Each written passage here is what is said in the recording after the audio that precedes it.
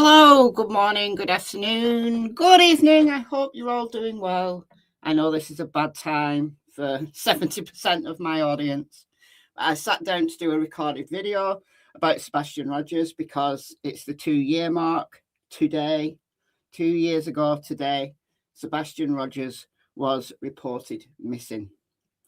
And sat down to do a recorded video just to kind of go over the case, and I checked the media to see what they've been saying, and there's a brand new interview with Katie, Sebastian's mother, and it's half an hour long. So to go through that interview in a recorded video, it didn't make sense. So I'm here to do a live, and 70% of my audience who are not up, they can catch this on the replay. So yeah, Katie has done a new interview with, let me just share my screen here with you. Oh, that's not good, is it?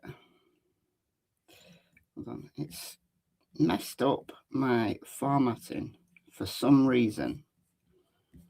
My formatting of StreamYard has gone wrong. Let's try and sort that out. Hello, everybody, by the way. I don't know what it's done. Weird. There, that's better. It's still messed up my formatting, but at least that's a better view. All right, so WSMV4 has a brand new interview with Katie.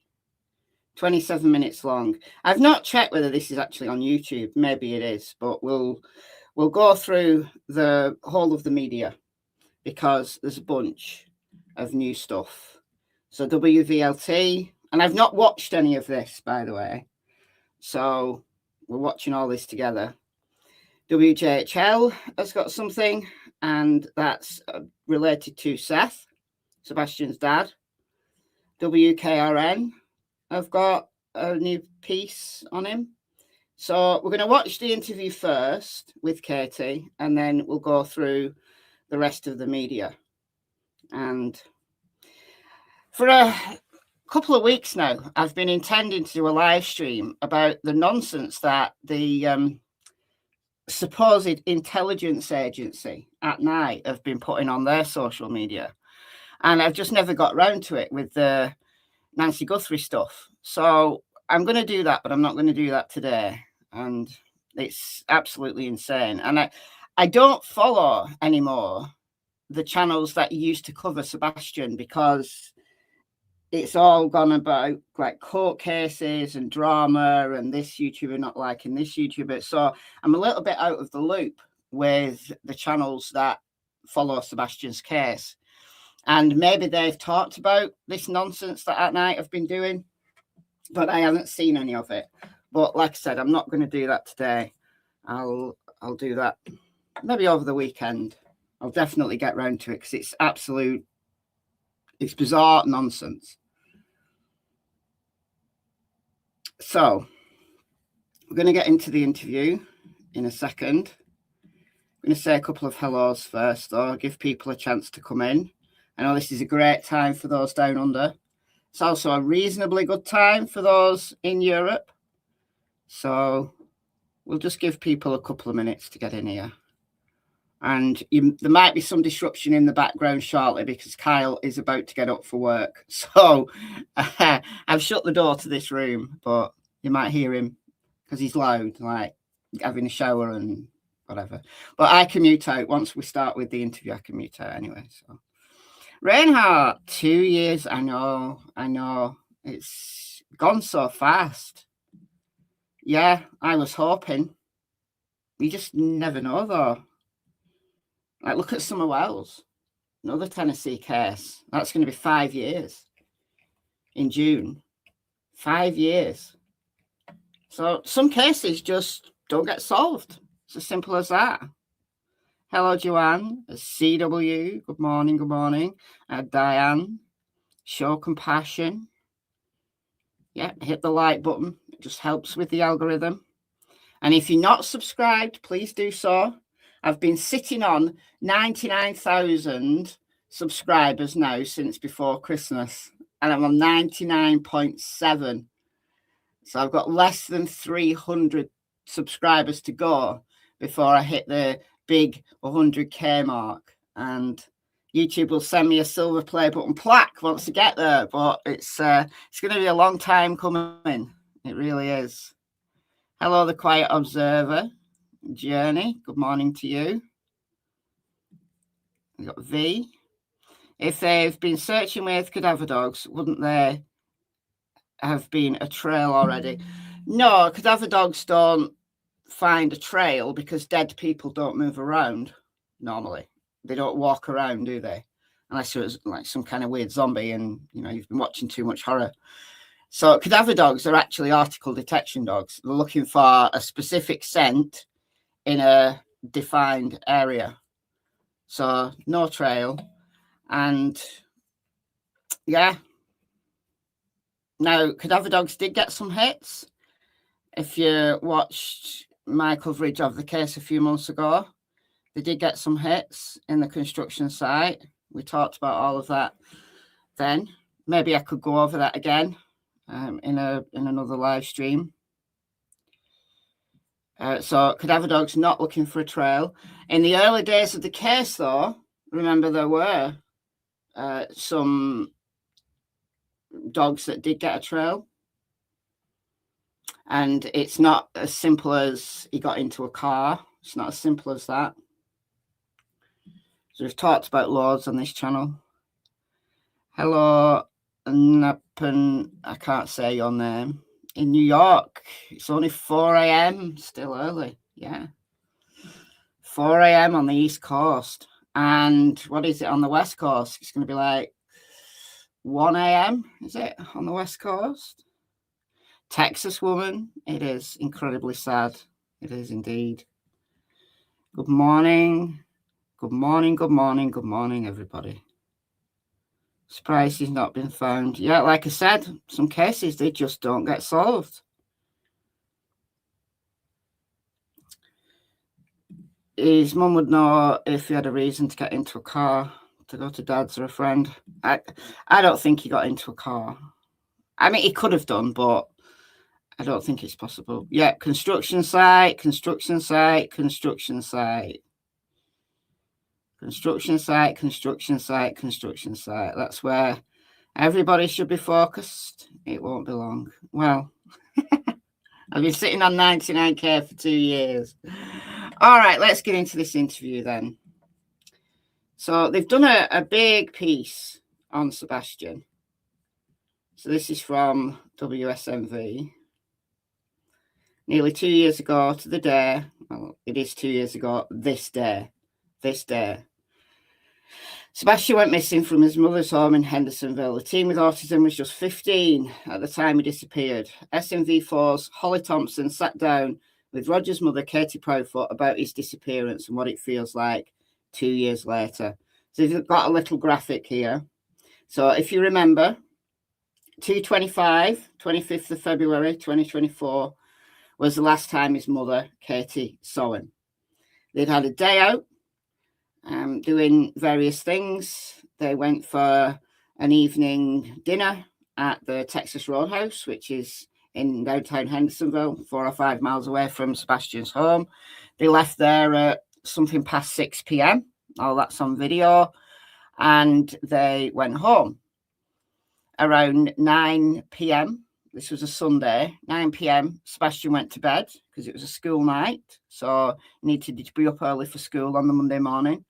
So he went to bed. About an hour or so later, Katie heard him messing around in his room, and she characterized it as a thud.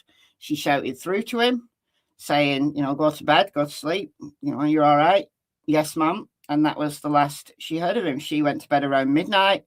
At 6 a.m., she got up to get Sebastian ready for school, to make sure he was up and about and ready for the school bus. She went in his room. He wasn't there. So she looked around the house. She started to panic. She looked in the yard. She got into a car and drove around the neighborhood. While she was driving around the neighborhood, she rang Chris, her husband, Sebastian's stepdad, who was working 3.5 hours away in Memphis. Chris was already at work at the time. He rang the sheriff's office, and within minutes, the first responders arrived. And that's where we are to this day. Sebastian has had 2 birthdays. He's now 17. If he is, there's a very slim chance that he's alive somewhere. He would now be 17 years old. I don't believe he's alive personally, but anything's possible. All right, let's get into this interview. So 27 minutes long. I haven't listened to this at all. So we're listening to it all together. All right. I don't know what the volume's going to be like. I can turn it up a little my end. Just let me know if the volume's okay with you. This anniversary than the first? Well, first, I don't particularly consider it more of an anniversary, because in my mind, an anniversary is something worth celebrating, and this is anything but that. I agree. We don't really have a name for it, do we?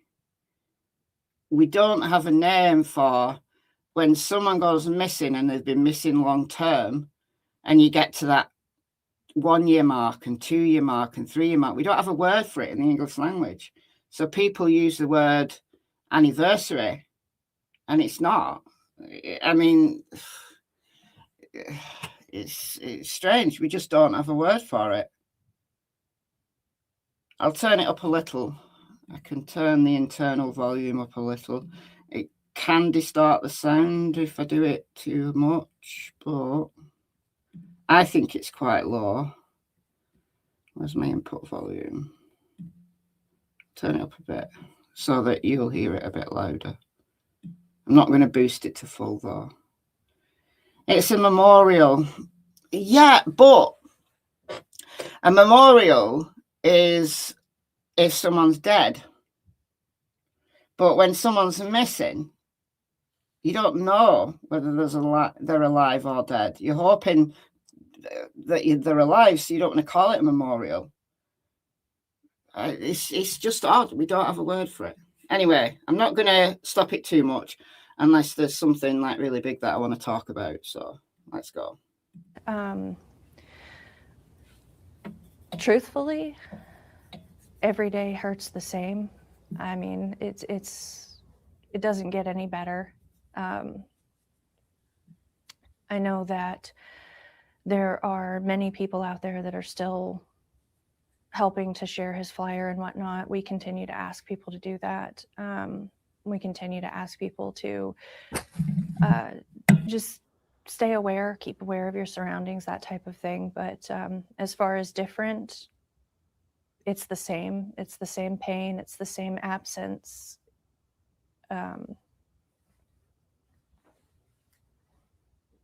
How has time changed the way that you cope with this loss right now? Like I said, it doesn't really get easier for me, but I do have a lot of family, a lot of friends that are, I don't know how to, supportive seems like not the accurate description, but that are with us through this, that care about Sebastian as well. And, unfortunately, we do still have to get up and we do still have to go day by day. But every day is praying, is hoping, is searching, is asking anyone that we meet, to share his flyer, to know about him, and hopefully find Sebastian. Describe what it's like to live with so much uncertainty, trying to figure out where he is, if he's okay. Awful. It's horrible, honestly. I don't have a way of knowing if he is okay, of knowing if Sebastian is safe, of if he's being cared for, and where he is. And it's something that I don't think that I will ever be okay or be used to. until we get answers, until we find him, because that, the best way I can describe it is a gaping hole in my heart and in my home and in my family. The thing with missing people who have been gone long term is you want them to be alive. And after 2 years, there's only a very, very, very slim possibility that he is alive. Now, Katie there is talking as if he is alive, assuming she's thinking, you know, if I imagine him alive, maybe he's being cared for and we'll see him again someday. But it's just the limbo of not knowing. When someone dies, it's horrible, especially when it's a child. It's the worst thing in the world. I'm part of that club. I know what it's like. But at least I know what happened. At least you have someone to mourn. You can find ways to deal with it. You can cope with it, and time is a great healer. But when someone's missing, you're stuck at ground zero forever. You're stuck at ground zero forever. And then if you then say, well, statistically, you know, if you're thinking logically, statistically, they've got to be dead, but you don't have a body, you don't have a reason, you don't have anything that you can that you can mourn. Not sure why she thinks he's out there somewhere. Because that's the best case scenario, isn't it? The best case scenario is that he ran away and he's living his life somewhere. Or he's, I don't know, an abductor took him, but he's being kind to him. It's very, very, very unlikely, but put yourself in a situation where your child has been missing for 2 years. You don't want to think that they're dead. You know, Seth says the same. Seth always says the same. And it's a way to cope. I think it's a coping mechanism. I don't think she's lying. I've never thought any of the parents were involved. If you've seen my coverage over the last 2 years, and I've been following this case since day one, and I've been making videos about Sebastian since almost day one. We covered the press conferences in the early days. We covered all of that on this channel, and it was a big effort in those first few days. And the case has become an absolute circus. But I've always maintained that there's no evidence that any of the parents, Chris, Katie, or Seth, are involved in his disappearance. Not directly. There may be some indirect factors. You know, that he was unhappy at home and they were wanting to send him to a residential school and he didn't want to go. He didn't want to go and live with Seth. So there were some behavioural issues with Sebastian that they were dealing with and trying to find a solution with. And maybe Sebastian wasn't happy. And maybe he did run away. But I think he went for a walk. And something happened to him. Misadventure of some kind. So that's been my view since the very early days. And I haven't seen any evidence to negate that, honestly. If I did, then I'd come down with the full force of everything I've got against the person that I believe is responsible. But I don't believe anyone is. Anyway, let's carry on. In your mama's heart, do you see him coming home? He's okay, he's alive, he's returning? I do. And that honestly keeps me going every day. The thought of knowing that my son is out there somewhere and that none of us are going to stop searching until we find him and bring him home. But the thing that really and truly keeps me going every day is knowing that one day we are going to find Sebastian and we're going to bring him home one way or another. What's your level of hope right now? Truthfully, it's hard to keep hopeful when it's been so long without answers. But like I said, I won't let that hope go. I refuse to let that hope go. And I refuse to stop believing that he is out there and that he is going to come home. And I just pray to God that he is looking over him and that he's keeping him safe until we can find him. let's remind our viewers, remind folks about Sebastian, about who he really is, not just this case, but about him. Oh, Sebastian is 15 when he went missing, 17 now. But he has just this beautiful smile. I mean, he's just got a big grin, and he's got a goofy sense of humor, and he loves being helpful, and he enjoys playing video games and building things. I think one of the most recent things we did was that crane that I had shown a while back, but we loved making those little projects, like the Lowe's and Home Depot projects and building, and he would always get so excited swinging the hammer, or even so far as building a deck with his stepdad, and being just so proud of himself for those little accomplishments and making something. Typical teenager, though. I mean, he had his days where he was just grumpy and leave me alone and being in his room, but for the most part, he wanted to be a social butterfly. Sometimes he'd struggle making friends with like personal space and things like that, but overall, he is just usually a very happy young man, and he loves animals. Cats particularly are his favorite animal in the world.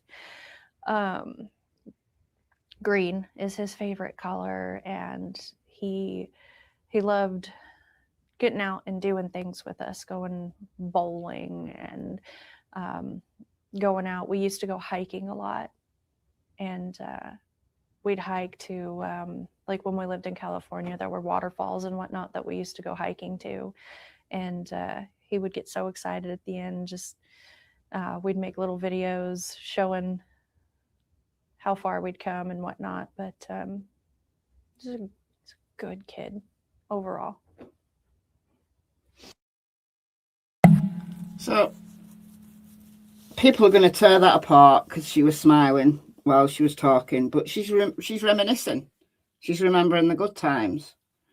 And while she's acknowledging that he was a typical teenager, he was a typical teenager in the most part. Now, his autism gave him some challenges, and they've always acknowledged that. But on the whole, I think he was just a typical 15-year-old. And I can't see how people can blame Katie. I just can't. I just can't get over that. Texas woman, some channels I've seen covering this case claim that Chris Proudfoot told Katie, either Sebastian goes or I do. Does anybody know if there's any truth to this? That has been said.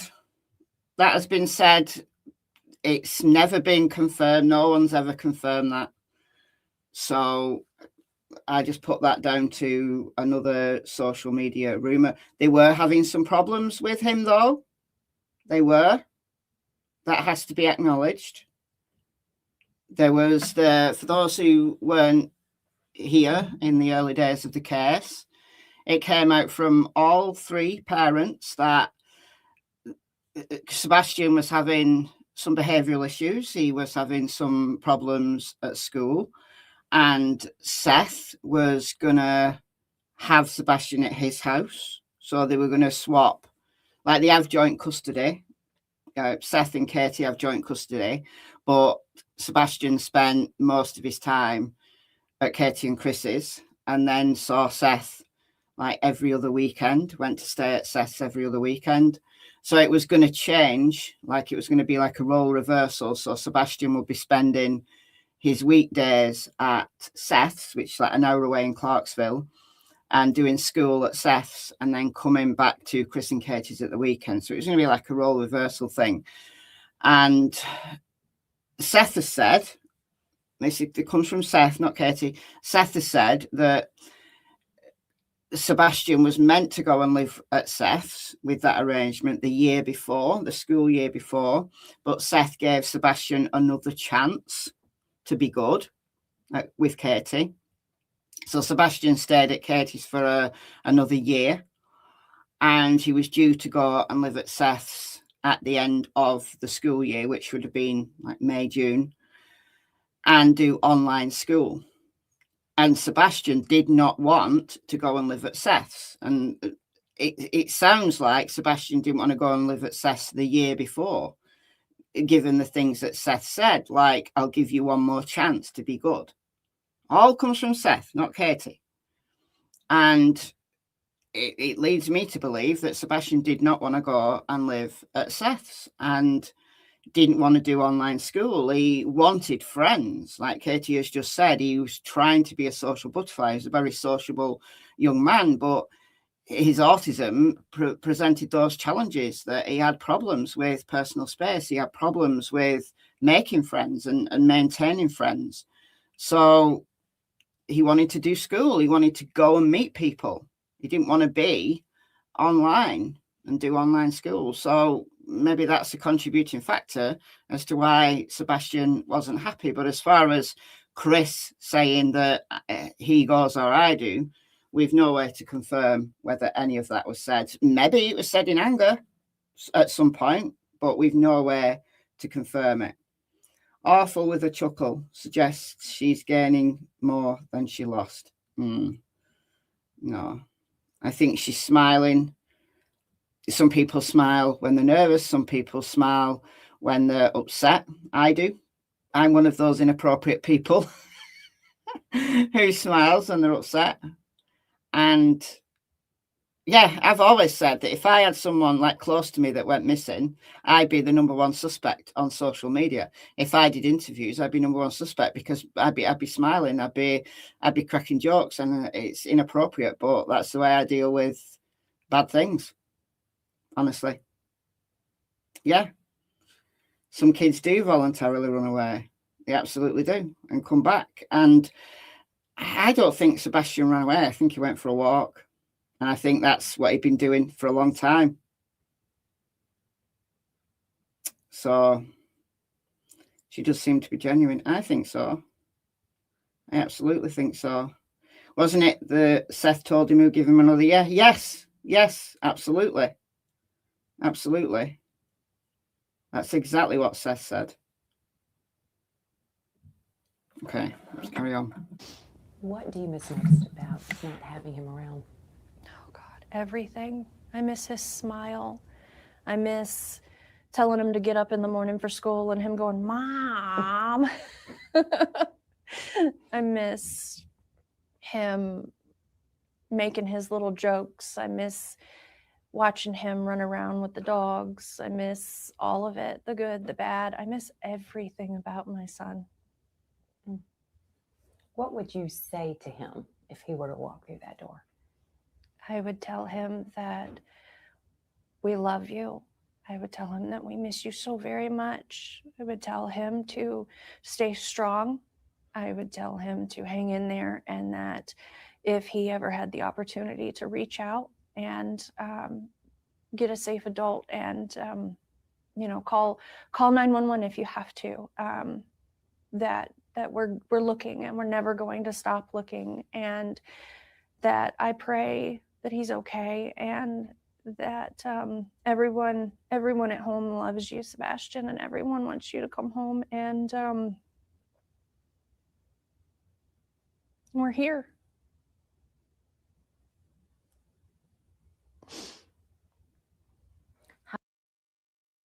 She is absolutely heartbroken. You can see it in her eyes. And if you've been blaming Katie for 2 years, you won't see it. But just look at her face. Look at her face. Now, the question was, what would you say to Sebastian if you walked through the door? What I would say is, where the hell have you been? I'd be mad. I'd be like, where the hell have you been for the last 2 years? That's like the normal reaction. But she was answering the question as in, if Sebastian could hear you, what would you say to him?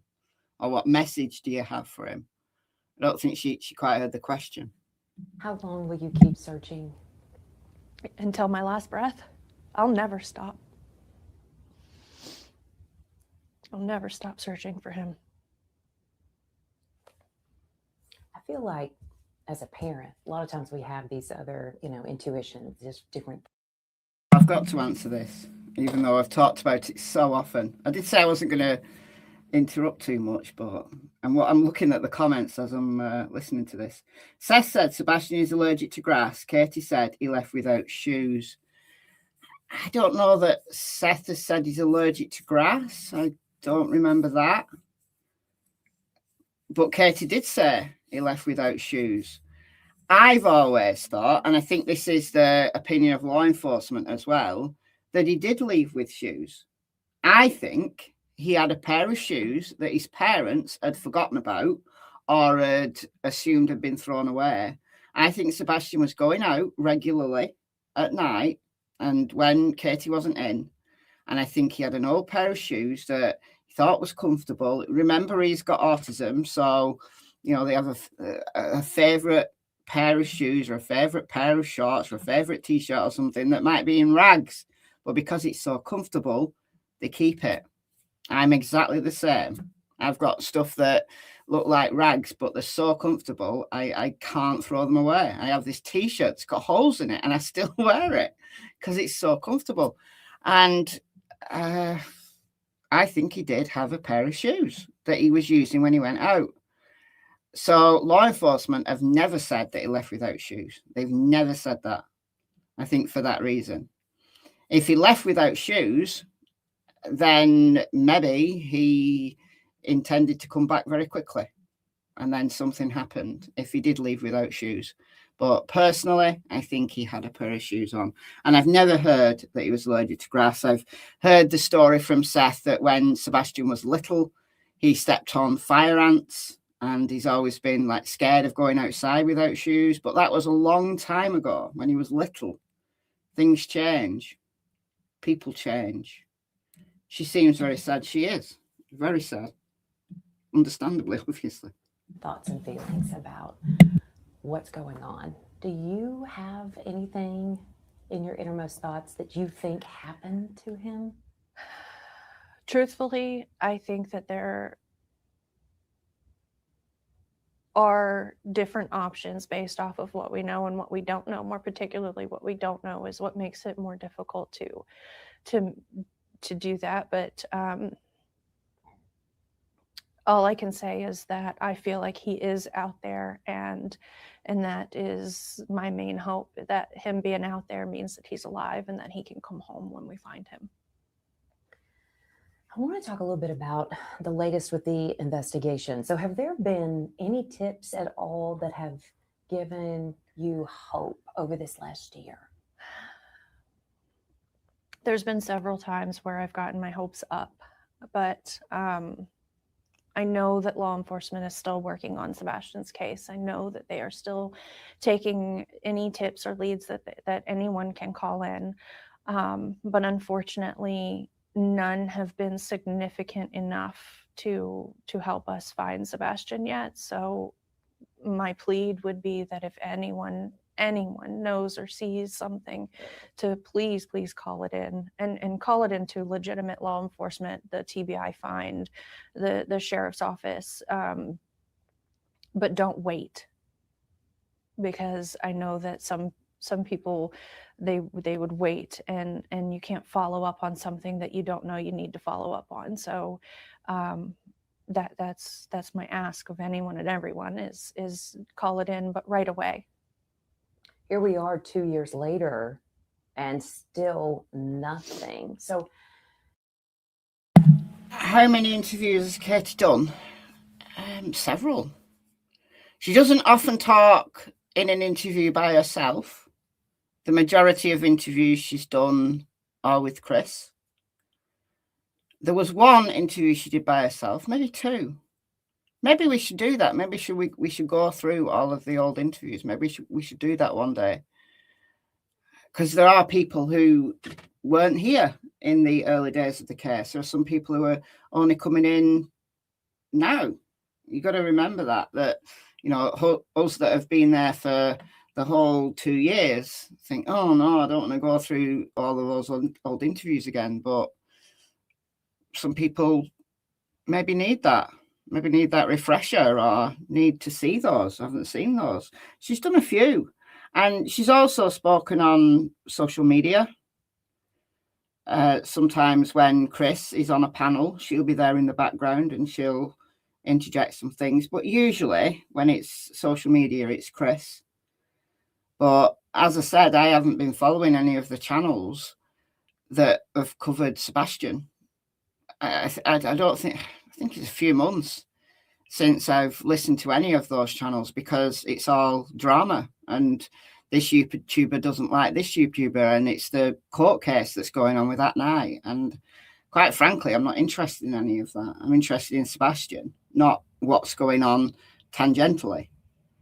So Chris may have been speaking and I've just missed some stuff. So let me know if there's any new social media interviews that I've missed. Same with Seth. You know, Seth used to do social media and I haven't seen anything from Seth either over the last few months. The last I saw from Seth, he was outside the sheriff's office, like campaigning for the sheriffs to do something. And honestly, I think the sheriffs are working. I think law enforcement is working. There was a little update yesterday from Nick Berris from News Channel 5 Nashville on his Facebook, which we'll look at after this. As his mom, how does that make you feel? Broken. No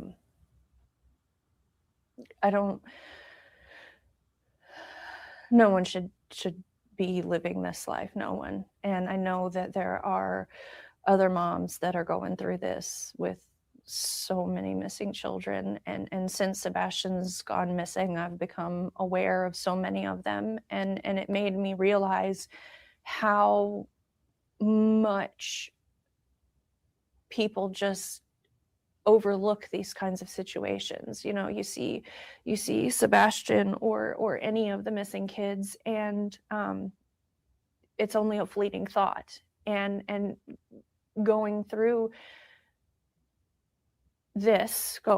my son missing has really opened my eyes and really made me aware of how oblivious we can be. And so it's really made me try to get more people out there to do more than just glance at the flyer, but to actually take 10 seconds to actually look and to actually pay attention and just to,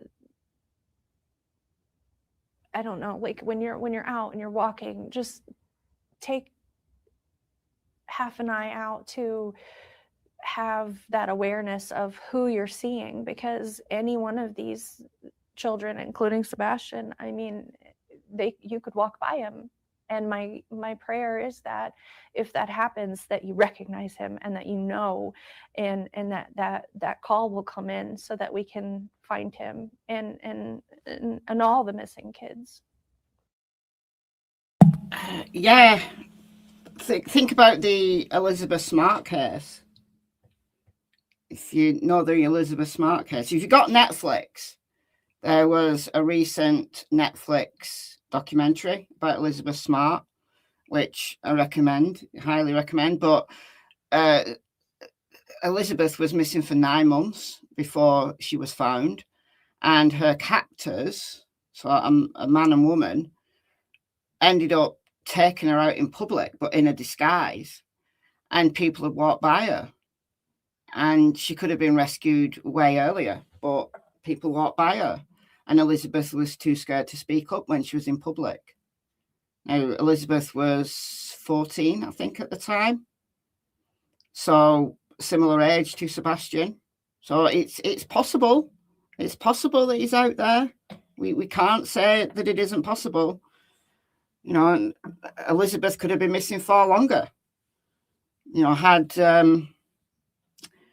she not been discovered, and law enforcement got her. And at first she wouldn't speak.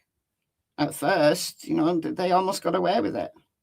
So it's possible. It's just very, very, very unlikely. Statistically, it's very, very, very unlikely, but it is possible. Chris, yes, he was thoroughly investigated. He does have an alibi. He was 3.5 hours away. They can confirm that he was 3.5 hours away. He was, when he worked in Memphis, he stayed at an RV park, like close by. It was actually over the border, so in Mississippi, but very close to the job site that he was working at in Memphis. And he got to work early that morning, so they can confirm that he was in the RV park until he set off for work, and he went to work and he was at work when he got the call that Sebastian was missing. So yes, there is a very solid alibi for Chris. He wasn't there. He was not there. There's no way he could have been there. Mandy, been a member for 39 months. All missing cases are just so sad. I know. And there's so many of them. So many of them. Chris might have hired a hitman. Well, where's the body then? Is this live right now? Yes. I'm live, and we're reviewing this interview that has come out just a few hours ago, a new interview with Katie. So we are live right now reviewing this. I haven't listened to this. This is the first time I'm hearing it as well. It was Maddie Soto's birthday the other day. Oh, was it? Oh, bless her. Bless her. That's just horrific. I mean, Stefan Stearns is just the devil incarnate. Horrendous. Did Chris ever get custody of the other child? What happened there? I don't know what's happening with his child. But Chris does not have custody of her. He has rights to her. He has visitation rights. She goes and stays with them. But she doesn't live there. Anything is possible, but is it plausible? No, it's not plausible that he's alive. But then again, in Elizabeth Smart's case, I know that went on for 9 months. You wouldn't have said that she was living with these captors for 9 months, being abused, and she's come out of it and now an advocate for child abuse and missing people, and she's gone on to have a family of her own. You wouldn't have thought that was plausible, but anything is possible. I personally believe Sebastian is no longer with us, but that's just my view personally. And if I was in Katie's position, I think I'd be saying exactly the same as she's saying, that I would be not prepared to assume he's dead until I got confirmation of it. Where can he be? I think he's close by. I think his body is close by. I think he's around the construction site. That's my view. What was the last update that you received from investigators? Unfortunately, the updates that we receive are about the same as the public, that they do still get tips and that they do follow up on them. But unfortunately, there's nothing significant to report at this point that we know of. I mean, I know that we don't know everything, but my prayer is that if something significant comes in, that we would know right away. Now, we know the FBI is offering this $50,000 or up to $50,000 for information now leading to Sebastian's whereabouts. So do you feel that more needs to be offered or something else needs to be done for someone to come forward? I would hope that it wouldn't take money for someone to come forward in something like this. I'm grateful for the FBI offering that $50,000 reward. I would give anything to have Sebastian home, and unfortunately, I think $50,000 should have been, if someone knew something, should have been a very big incentive. But I mean, put $1 million up. I know that his Amber Alert is still active as well, but I would like to think that there are people out there with God in their hearts that wouldn't need an incentive to return my son home. But if there were, if you need something, ask. Just send him home.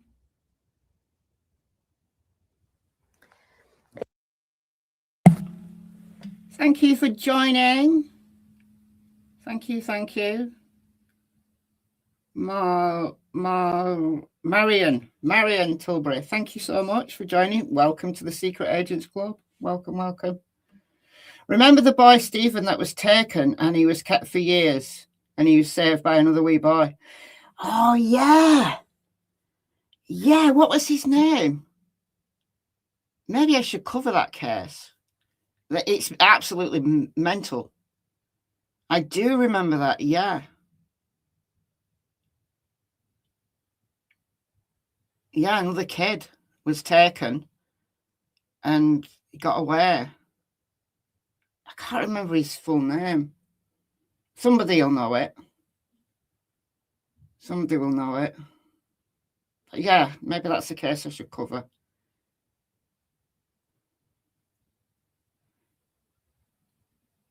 Was that the boy who was trafficked and saved another?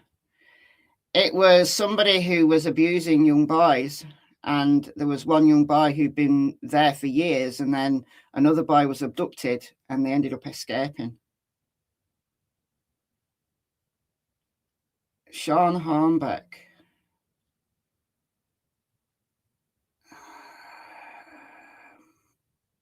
I don't know. No, I don't know. Made a movie called My Name is Stephen.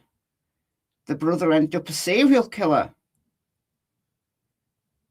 No way. I'll find it. I'll hunt it down. If someone is out there watching and they know something, they've just chosen to remain silent, or maybe they've made a discovery, what do you want to say to them right now? Turn it in. Call it in. Turn it in, call it in. Stephen Stainer. Yes. Stephen Stainer and Timothy White. Yes. Right. I'm going to look it up. I'm going to find that case. Give my son the opportunity to come home to his family and to his life and his future. And if there's anything holding you back, don't let it, because Sebastian is he's a person, and he is a son and a friend and a grandson and a nephew and a cousin, and he deserves to be home. So if there's any reason that someone wouldn't allow that to happen, I can't think of a reason why someone wouldn't do that. So if you know something, say something. Do you think someone knows something and they're not saying it? I pray that if someone knows something, that they will call it in. And I don't know if anyone knows something, but if they do, I would plead to please turn it in. If Sebastian was taken, because again, we don't know exactly what's happened. If he was taken, if he was abducted, what would you say to that person? Give my son back. Bring him home. Why? What do you want? I would just say, let him go if someone had him. I mean, I don't have any evidence that that's the case, but if it is, let him come home. Let him come home to his family. What do you see as Sebastian's future? Michelle, you're on top chat and not live chat because your stream is on point. Just chat reaction delay, no worries. I'm watching the chat on StreamYard, so I don't know whether it's top chat or live chat on YouTube. Just a minute. Yeah, I'm on top chat on YouTube. Let's do live chat. Why is it different?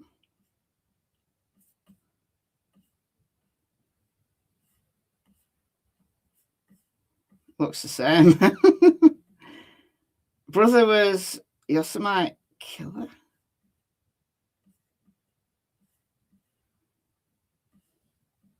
Yeah, it was the same day as Maddie Soto. Yeah.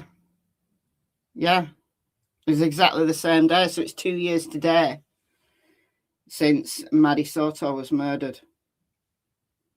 For the first few days, we had 2 kids missing. We had one missing in Florida and one missing in Tennessee. And then on the Friday, so that would be the 1st of March, Maddie's body was found. And Stefan Stearns had already been taken into custody. So the cases became so different that there's no comparison. But yeah, it was the same day, exactly the same day. Stephen died at 24 years old from a motorcycle accident, and Timothy died at just age 35 from pulmonary embolism. Stephen's brother ended up being a serial killer. This is definitely a case I'm gonna cover. It's a case I've forgotten about, honestly. If we bring him home, I see a period of everyone just bombarding him with love and welcoming him home. And I would like to think that once Sebastian comes home and transitions back into his life, that he can finish school, he can make friends, he can grow up. I mean, 17 is so close to being an adult, but I want to see him happy. I want to see him successful in his own way. I want to see him grow into the young man that I picture him becoming, and finding his version of happiness and success in life, whatever that is. I would support it. He's 17 now. What are some of the biggest milestones that you've missed? I've missed his mustache coming in. He was getting peach fuzz when he went missing, and he hated it. And one of the biggest things is he would say, "Mom, I don't want this hair on my face." And I would say, "Well, we can teach you how to shave it off." And he's like, "Well, I don't want to do that." And I'm like, "Well, I don't know what to tell you. You only have 2 choices. You have to let it grow, or you have to cut it off." But I missed that. I missed his voice finishing changing. I missed his junior prom. I missed his birthdays, him becoming a young man. Everything about this age that is supposed to be celebrated, and the good and the hard times, and I've just missed all of it. His voice was cracking and starting to change when he went missing, and so one of my biggest fears is that I could hear him speak and not necessarily know it, although I know in my heart I would recognize my son without question. But it's just one of those things that I should have been there for, and he should have been home for, and he should have had guidance and celebration, and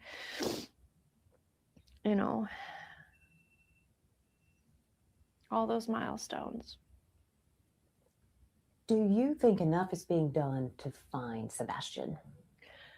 I don't think it'll ever be enough until we bring him home. Yeah, the last years of his youth, the last years of his childhood. That's what she's missing.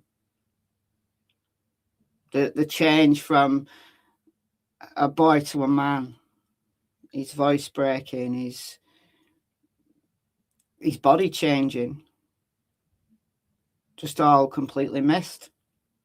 Because he was only just 15 when he missed. And he was 15 in the December, and then the following February, so just 2 months later, nearly 3 months, because it was the end of February.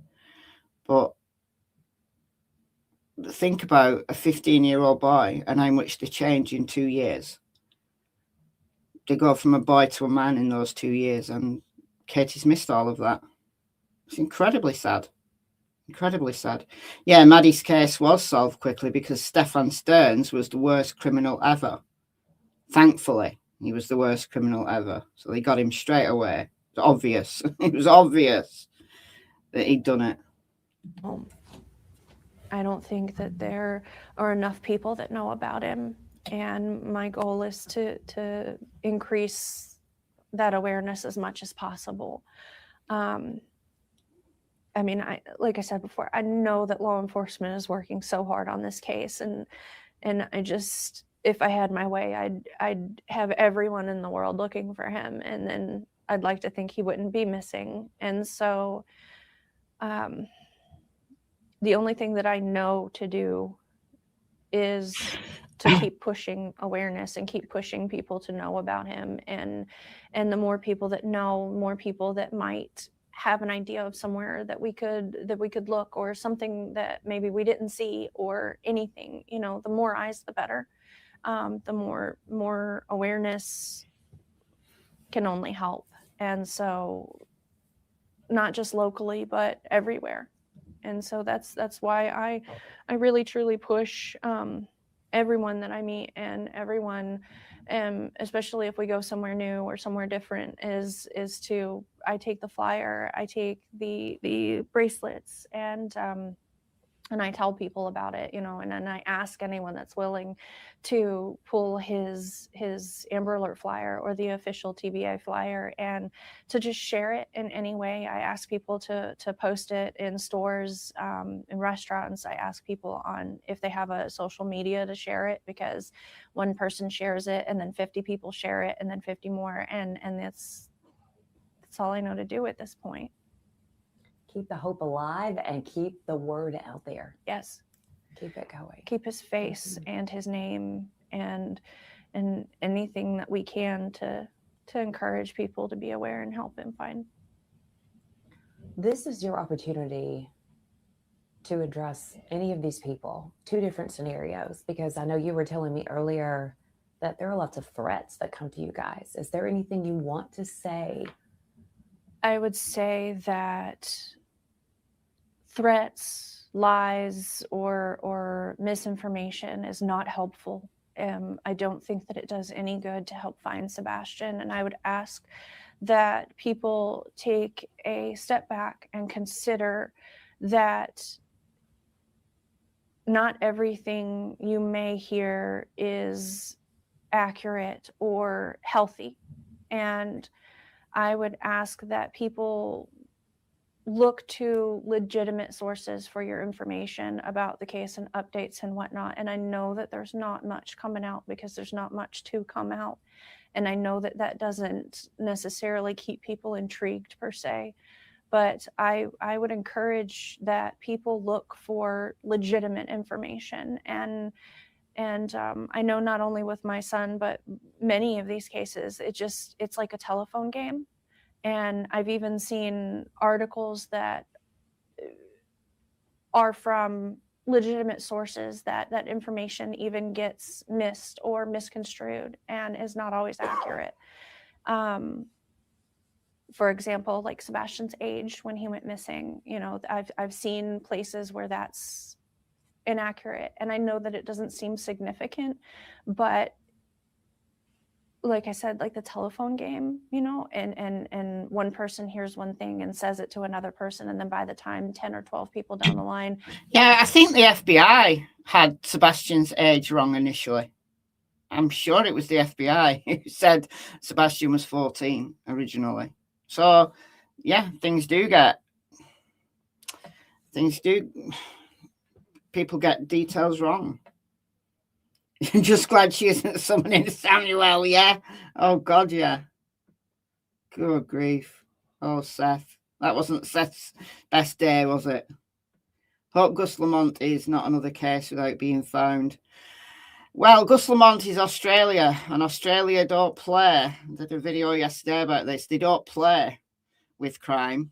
Australia, they pull out all the stops. I think Gus's case will be solved. Whether he will be found, though, is a different matter, but I think possibly they'll solve that. The only reason I'm saying it is because it's Australia, and they do not rest. They do not rest. They'll spend any amount to solve a case. Very different than the US or the UK. Australia, I'm impressed by Australian investigations. I am. It's not even anywhere close to the truth. And so I would say that if you have anything that you're concerned with, if you have questions, to seek answers from legitimate sources. And I would say that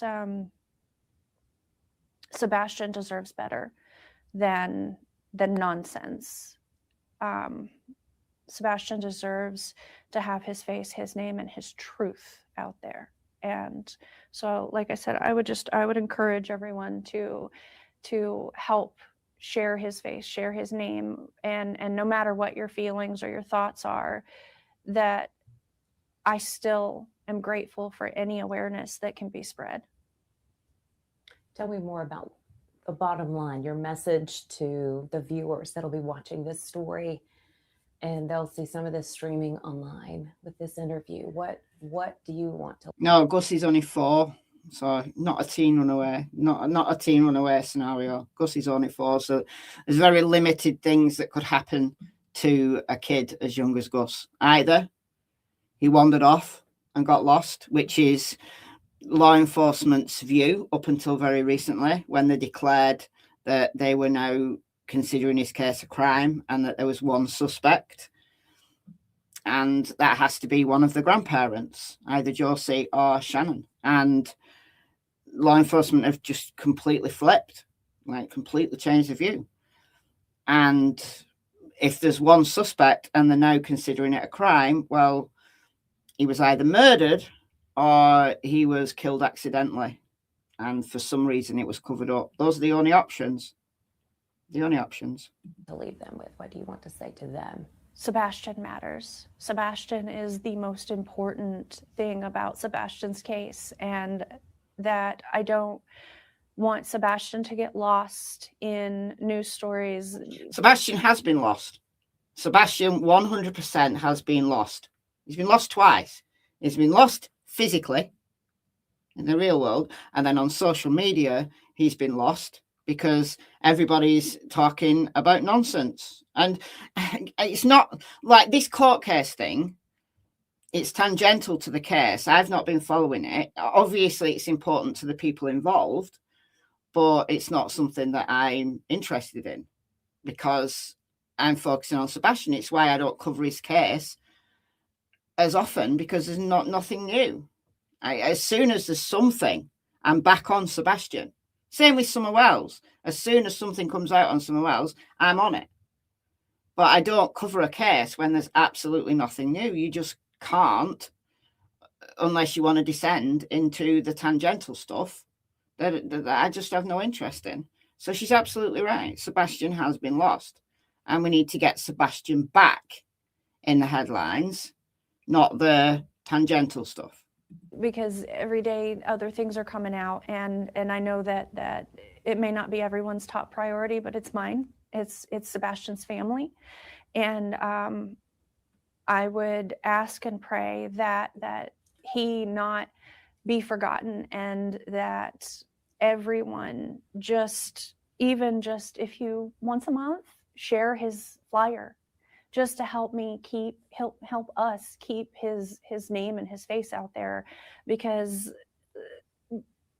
it's so easy to let it go to the back of your mind because you're going on about your lives. And I understand that life goes on, but for us, for Sebastian, we're in this limbo. And so I would beg really that at any point, if you have it in your heart, to just share his flyer at a minimum, and we are eternally grateful for that. And I need to bring this up, and this is an opportunity to also respond to people, because there are always people who are going to point the finger back at the people closest to them. That always happens. What do you say to them? There's a lot of times it's the parents or step-parents. That's true. A lot of times it is. But there's also times when it isn't. We can't just automatically blame a parent or a step-parent for a kid going missing. Kids go missing for all sorts of reasons. Actually, the majority of children who run away are either, when it's a small child, they've wandered off and got lost. Usually they're found, thankfully. When it's an older child, it's a runaway. Statistically, the vast majority of children who go missing, there is no crime. It's either a lost, wandered off scenario or it's a runaway scenario by far. And the vast majority of those cases never get reported because the kid either is found or comes home by themselves. The vast majority of those cases never get reported because they last a matter of hours. The few cases that carry on longer than a matter of hours, those are the ones that we tend to pick up on. And still, of those, where a kid's been missing, let's say, for 24 hours or 48 hours, the vast majority of those are found. More the time goes on, the more likely that child is found deceased, unfortunately. But there are rare cases where a child is found 3 days, 4 days later, and they've been surviving in the woods on their own, and it's just crazy. But a case that's gone on this long, you have to consider the possibility that there is a crime involved. However, we've got to remember that statistically, the vast majority of children who go missing of their own volition. Either they've wandered off and got lost or they've run away, and there's no crime whatsoever. Of those cases that go on long term, yes, there is a proportion of those where a crime has happened and it's a member of the family that has done it. But in this case, I don't believe that to be the case. That's my opinion.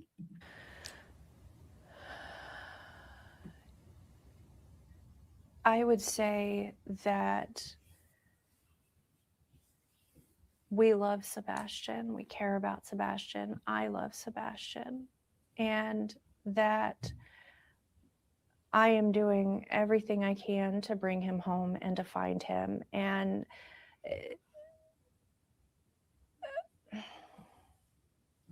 vigilante justice doesn't help. Threats don't help. And that Sebastian deserves to come home in a world where he doesn't see some of the ugliness that's going on, because when he comes home, he will see that too. And I would ask that people take that into consideration, that he doesn't deserve any of it either. And you and your husband had nothing to do with his disappearance? No, we did not. How bad does that hurt when people start accusing you? It hurts. It hurts a lot. Almost as painful as waking up and finding my son missing is that people would consider that I would do anything to harm my son. And I mean, anyone that knows us, that knows us, knows that Sebastian is loved and that we would never do anything to hurt Sebastian. I see a sweet smile on your shirt. Yeah. So we're going to get a close-up shot of that shirt, but I do want to say thank you for sharing your heart. Thank you. Thank you for helping and being a part of sharing the awareness for Sebastian. Thank you for keeping his name alive. So happy to do it. Thank you. Oh, Caring for others is a privilege we don't take lightly. When you call Hiller for your electrical repairs or service, you're not only... All right.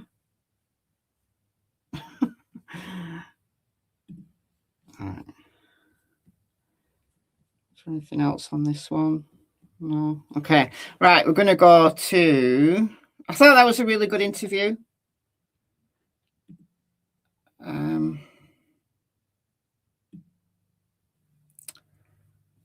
Let me just get Nick Barris up.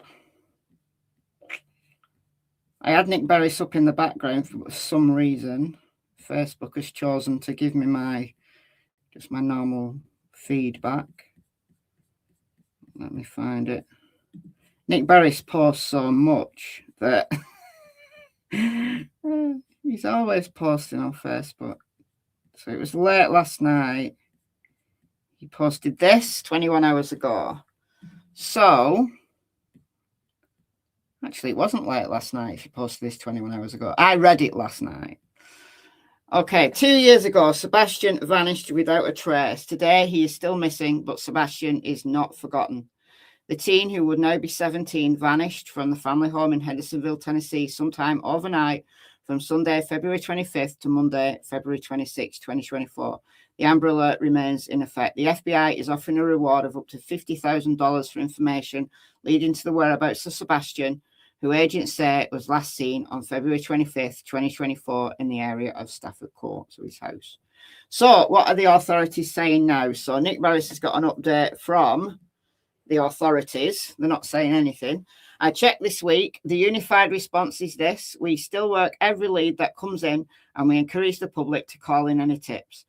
Unfortunately, such tips have slowed considerably, and there's no word of any new leads. So this case is at threat of becoming a cold case.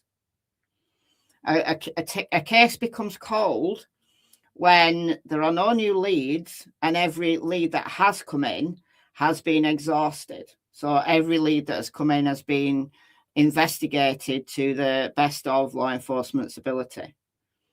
A case that is in that situation is cold. So Sebastian his case is at threat of becoming a cold case. Was Sebastian living in a rural area? The area where he lived, I would call semi-rural. It was like on the outskirts of Hendersonville, which is a town. But he lived in the Shackle Island area, which is just north of Hendersonville. So I would say semi-rural. You know, lots of properties around, but also lots of woods and lots of new construction going on.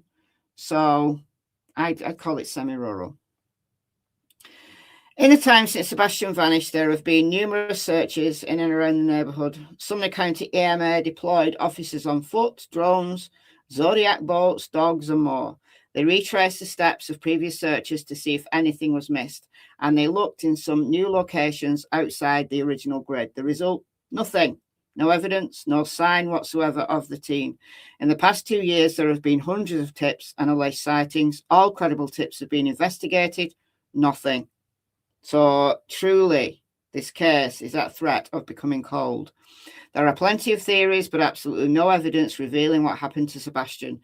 The case does remain open, and no one is giving up. And yes, I can tell you there is frustration and great concern. The hope is there will still be a break in the case. It takes one tip. It takes one person. It takes one investigator to hit on the right thing, and the case can move forward. But as things stand now, Sebastian Rogers' disappearance remains a confounding mystery. Tips can be called in to 1-800-TBI-FIND.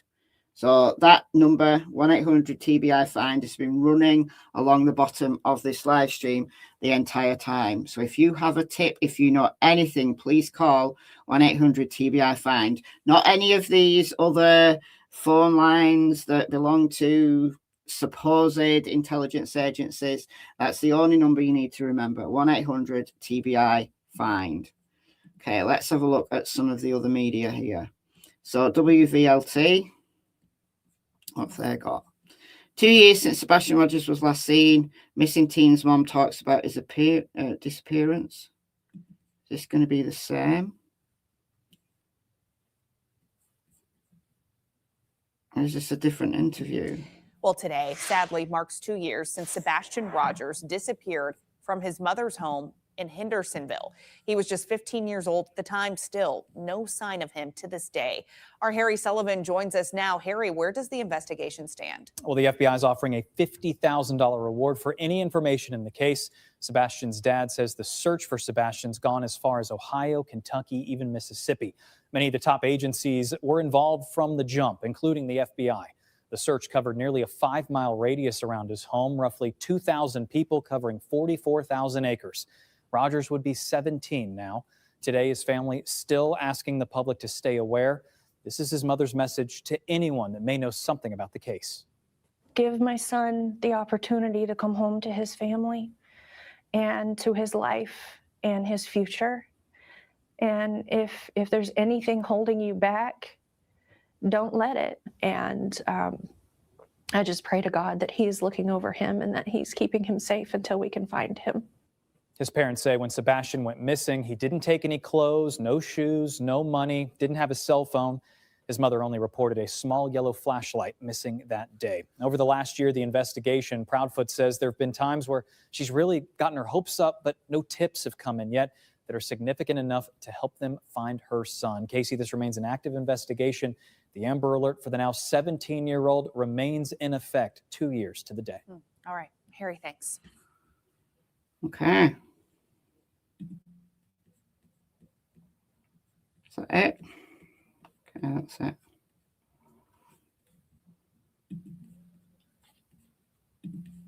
Who was the last person to see Sebastian? That would be Katie when Sebastian went to bed. So around 9 p.m. on the 25th of February, Sebastian went to his room to go to bed because it was a school day, the next day. And about an hour later, so around 10ish, she heard noises from his room. She told him to go to bed, go to sleep. He said, yes, mum. And that was it. So Katie was the last person. So we've got WJHL. This is from Seth. I love you, son. 2 years after Sebastian Rogers went missing, father demands FBI step in. The FBI are already in. The FBI are already in. Seth. The FBI are already in. They're offering $50,000. Okay, 2 years ago on Wednesday, Sumner County teenager Sebastian Rogers went missing from his Hendersonville home. Sebastian was 15 years old at the time. Multi-agency search efforts began the morning of February 26 when he was reported missing with hundreds of law enforcement officers on the ground, in the water and in the sky. After 8 days, search efforts were suspended and the case was turned over to an investigation. It takes a community to raise a child. So this is a quote from Seth. Well, I'm asking for the nation to help me find my son. Sebastian's father, Seth Rogers, said. He has been gone 2 years today. Sebastian turned 17 in December. Holidays and special moments when Sebastian should have been with his family have come and gone. Sebastian is a bright light, fun, energetic, mischievous at times, but what kid isn't, Seth explained. Seth said his days look much the same. Asking people to hand out flyers, talk about Sebastian. If you have anything, send the tips in, Seth said.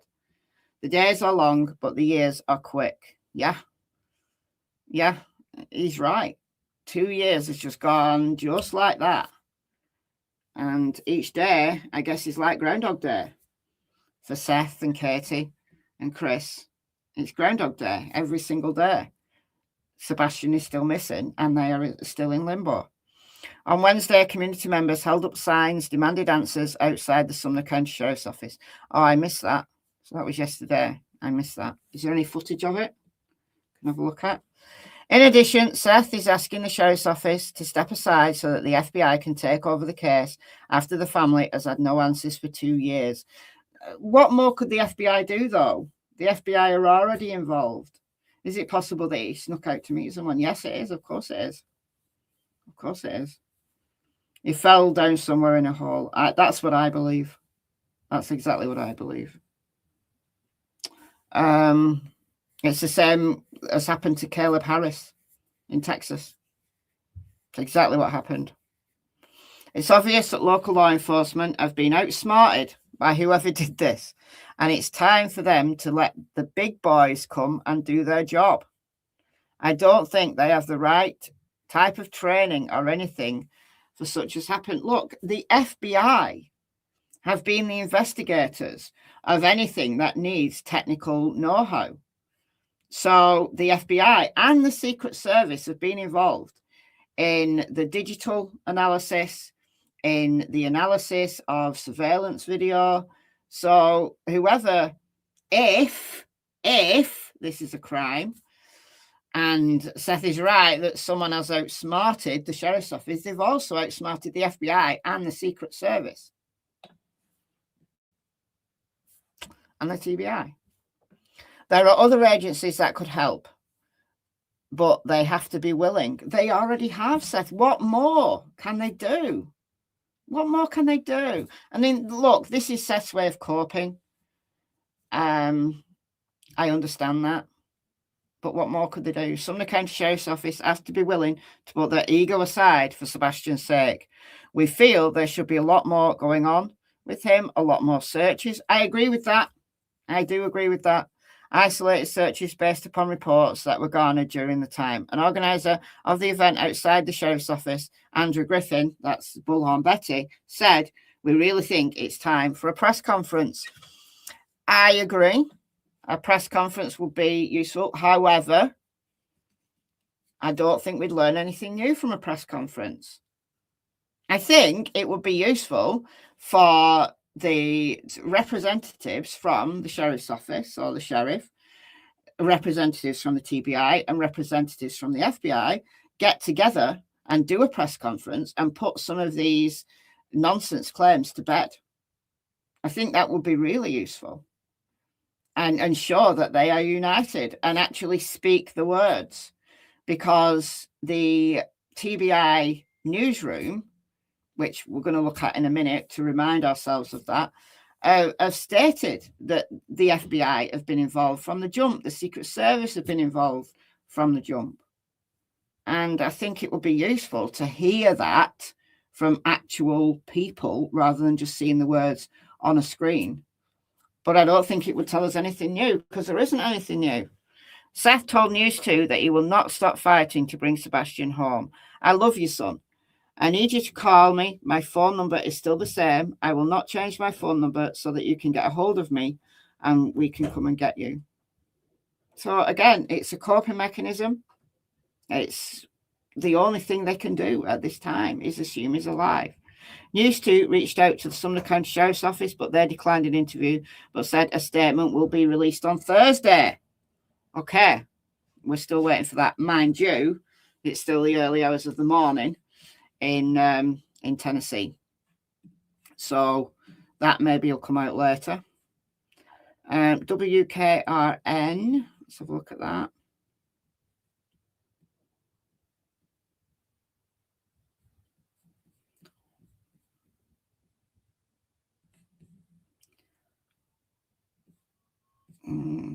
Do we have anything? What is that? What is that? There's nothing there.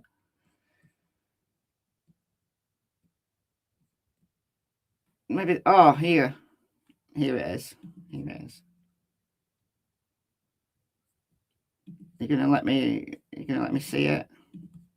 Here we go. Here we go. Here we go. Well, why not? What's going on?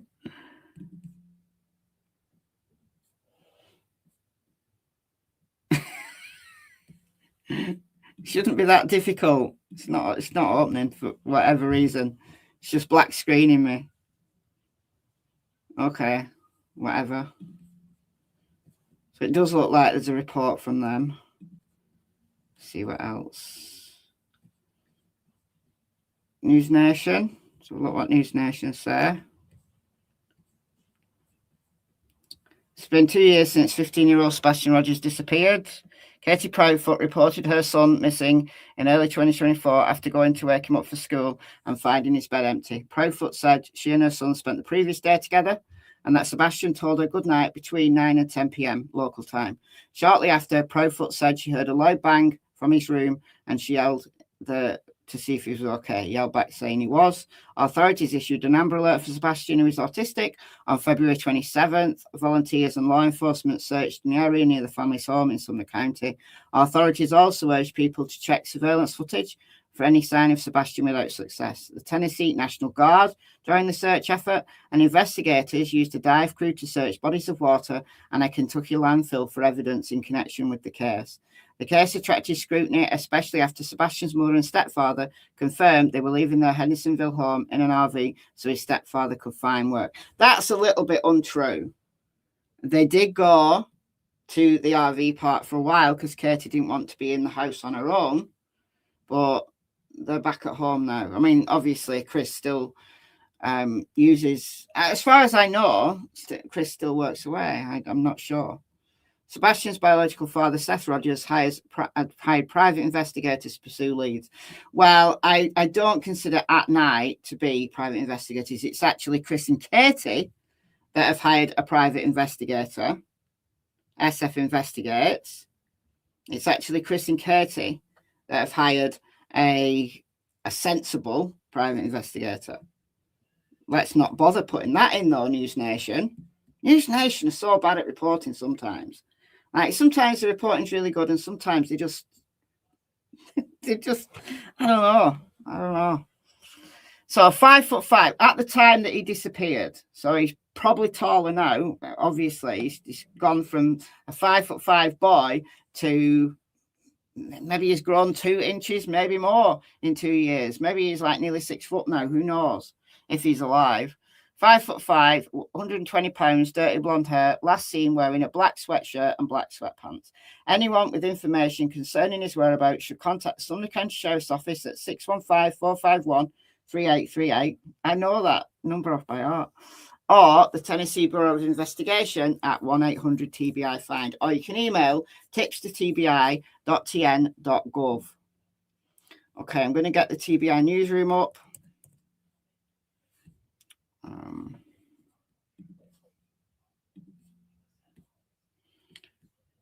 So they've not updated as of yet. That's the 1 year mark. But what the TBI newsroom do have are frequently asked questions that a lot of people forget. That's the Amber Alert. That's the FBI flyer. So please do. You can download these. Just click on it. Download it. I'll take a screenshot of it and share it. Share the Amber Alert. Share the FBI flyer. Share. That's all we can do. That's all we can do. But I'm going to just go through these frequently asked questions, which are down at the bottom here. Okay. This is information that was released months and months and months ago from the TBI, but I think we need a reminder for those who are newer to the case. Information that has been released by the TBI and or Sumner County Sheriff's Office throughout the investigation includes a list of frequently asked questions. Remember, this is months and months and months ago that this was written, but there hasn't been an update from the TBI for a whole year. So we need an update. I think maybe they will update, maybe later. Okay, what areas have been searched? Within the first several days of the search, more than 2,000 miles were searched on foot. Obviously, that's collectively. Many of these areas were initially searched and searched again. Law enforcement officers have searched the neighborhood, surrounding neighborhoods, schools, and many other areas of the county by foot. Bloodhounds and handlers have searched the same areas. There have been aerial searches with helicopters, drones, and a fixed-wing plane. These aerial searches have been conducted on multiple days and multiple nights using thermal imaging technology. Sebastian's residence, the yard, the house, the vehicles have all been searched multiple times. Neighbours' houses have been searched. Sebastian is autistic and his family says he's drawn to water. Pools in the neighbourhood were searched. So that's pools in people's yards. Dive teams were brought in and bodies of water around the neighbourhood and beyond were searched, including caves.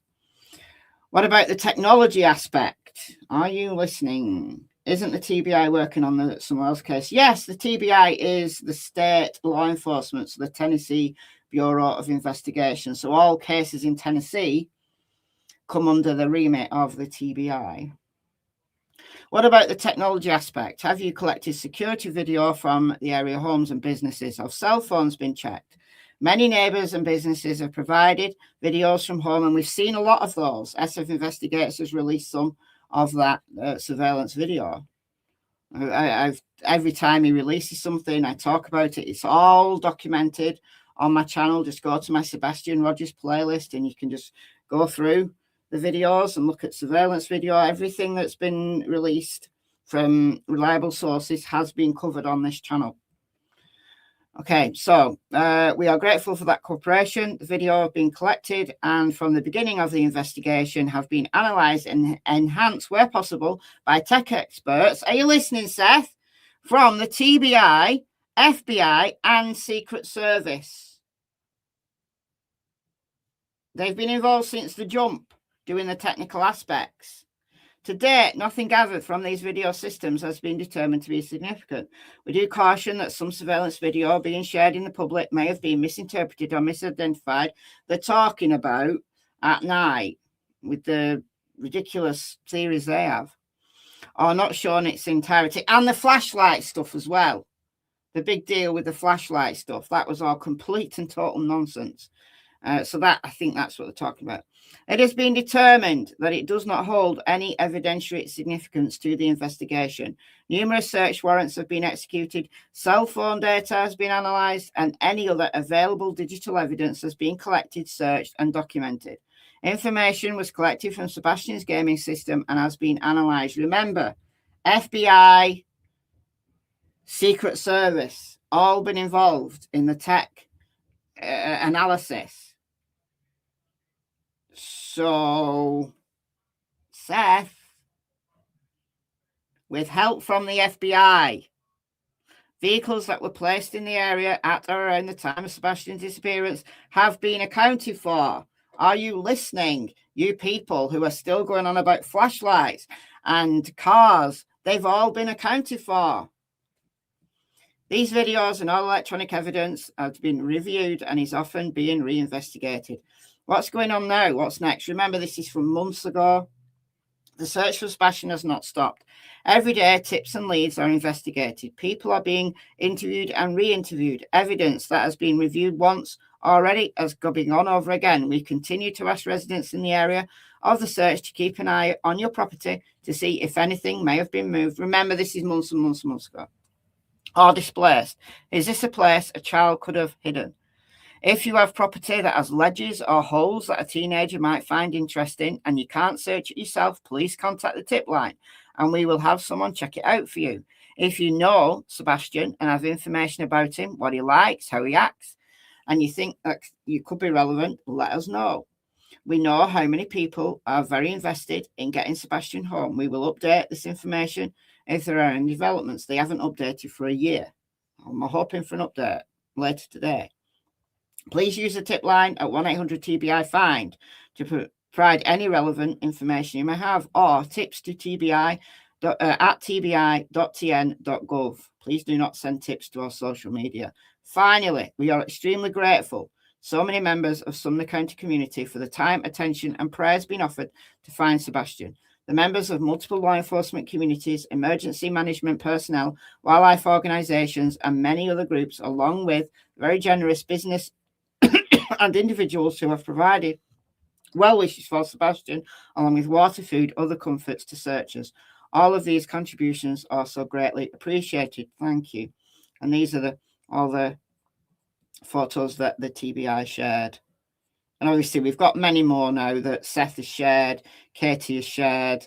So we've got many more photos than these, but these are the ones that are on the TBI page. And Sebastian and his snake. I love that picture. He's got such an infectious smile. I think that's my favorite picture of Sebastian, and this one as well. So, okay, I'm gonna see if SF has posted anything on Twitter. Maybe it's a bit early for SF. Let's have a look. He's on a lot of different cases, so maybe he's not posted about Sebastian. But he is the official PI on the case, not the at-night scoundrels. No, he's not posted anything about Sebastian at the moment, so maybe he'll post later. All right, guys, I'm going to leave it there so that this is watchable on the replay. I'm just going to double check, See if there's anything else. Let's do a past 24 hour search. That's the interview. We've looked at that. Oh, let's have a look at this. Let's have a look at this. So this is about the protesters. I didn't even know they were protesting. SF still searching. There was meant to be a search. SF was going to Tennessee to do a search, but then there was like a snowstorm that went through. So they called it off because of the weather. So I'm assuming that he's going to rearrange that. That was the last I heard from SF, but obviously he's involved in a lot of cases. But yes, he is still on the case of Sebastian. He absolutely is. Do something. Protest sparked 2 years after Sebastian Rogers last seen. Okay. So this is 13 hours ago. Today marks 2 years since Sebastian was last seen. He was reporting. Okay, we know all that. Supporters held a demonstration at the Sumner County Sheriff's Office. He's been gone for 2 years. 2 years too long. There's no reason why this child shouldn't have been found a long time ago, an attendee said. Thank you, the Quiet Observer, for the 10 Australian dollars. Thank you so much. Multiple agencies from across the region conducted searches of various properties. Despite those efforts, there has not been any arrests or credible sightings of the teenager. So look at this.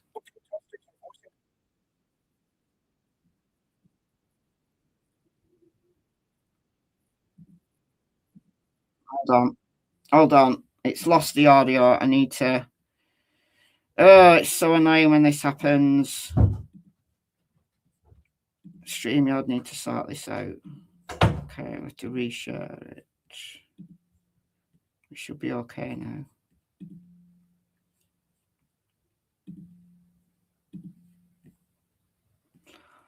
Okay, we should be okay now. All these adverts that pop up. Can I get rid of these? Okay, all right. I'm assuming they'll put all these on YouTube later on. A Muslim member for 21 months. You nearly got your OG badge. Not long now. If Sebastian left the area by car, he had to have walked some distance away before getting into a car. That's right. That is right. Because all the vehicles in the immediate neighborhood have all been accounted for. James was there. So this is about the protest that happened yesterday. Protesters are voicing their frustration with investigators into the disappearance of Sebastian Rogers. Today marked the 2-year anniversary of the vanishing of the Sumner County teenager. Jordan James was there as those protesters gathered outside the sheriff's department. With Sebastian Rogers being missing for 2 years, supporters are demanding action, prompting them to bring their message directly to law enforcement. Bring in the FBI! Chants filled the air. Where is Sebastian Rogers? 2 years is too long. As passion pours out, we need to do something. Bring a handful of people together. I'm here to support Sebastian Rogers. Marking 2 years since the teen with autism was last seen. This child deserves to be found. No child should be ever forgotten, and this child needs to be found. In the days that followed his disappearance, multiple law enforcement agencies conducted searches to no avail, leading supporters to call for federal authorities to take over this investigation. They need to be out here looking and searching every place. There's no reason for them to say that they just need one clue. That kid needs justice. He needs to be brought home to his dad. Sebastian, life matters! Sumner County Sheriff tells WSMV4 the case remains active and encourages people to remain vigilant. Words that have fallen flat for some 2 years later. It's frustrating that not enough's being done. They're not saying his name. Reporting in Sumner County, Jordan James, WSMV4. Look, I appreciate the sentiment. I appreciate the passion. But when you say bring in the FBI have already been brought in. The FBI are on standby. As soon as they're needed, they're on it. And they have been from the jump. They brought in the card team initially, the child abduction response people. But then They used the technical know-how of the FBI to analyze his gaming system, the surveillance stuff, and anything that needs further investigation was sent to the Secret Service. What more can they do? What more can they do? Do you think Madeleine McCann is still out there somewhere alive? No. I believe Madeleine died on the night that she was reported missing. I don't believe she is alive. All of these nonsense who pretend to be Madeleine McCann, I think, are deluded, sometimes mentally ill, and sometimes just scamming. So that's just my view. I believe Madeleine died on the night she was reported missing. All right, guys, I'm going to leave it there. If there's anything significant that comes out later, like from the TBI or Sumner County, then I'll come back either with a live or another video. I'm going to be watching the Nancy Guthrie case very closely today because there was FBI, or I think they look like lawyers on the property yesterday, so we don't know what's going down there. But $1 million has been offered in Nancy Guthrie's case. So $1 million. There's now $1 million reward for Nancy Guthrie's recovery or rescue. So that's going to hot up, I think. There's lots and lots of tips coming, and I think maybe one of those tips is going to lead to Nancy. He is hoping. Here is hoping. All right, guys, I'll leave it there. For now, again, I will come back later if there's anything significant on Sebastian's case or anything significant on Nancy's case or any of the cases that I'm covering. I will be back later. So thank you to everybody who joined me live, and thank you to anybody who has watched the replay and has got all the way to the end. I hope you found this useful. That's the stuff that has come out on Sebastian over the last few hours. So all of this that we've covered, apart from the TBI newsroom, all of that is brand new information. So please share my videos on Sebastian, share his flyer, share his Amber Alert, share the FBI flyer, share anything you have on Sebastian on your social media today. And let's get his name and his face out there 2 years later. Sebastian deserves to come home. His parents deserve answers. All of his parents deserve answers. And yeah, let's just take it from there. So thank you to Marion for becoming a member. Thank you to the Quiet Observer for the $10. Mandy's been a member for 39 months. And Osland has been a member for 21 months. Nearly an OG. All right. That's it for now. Enjoy the rest of your day. Thanks as always to the mods. And I'll see you very soon. Bye, guys.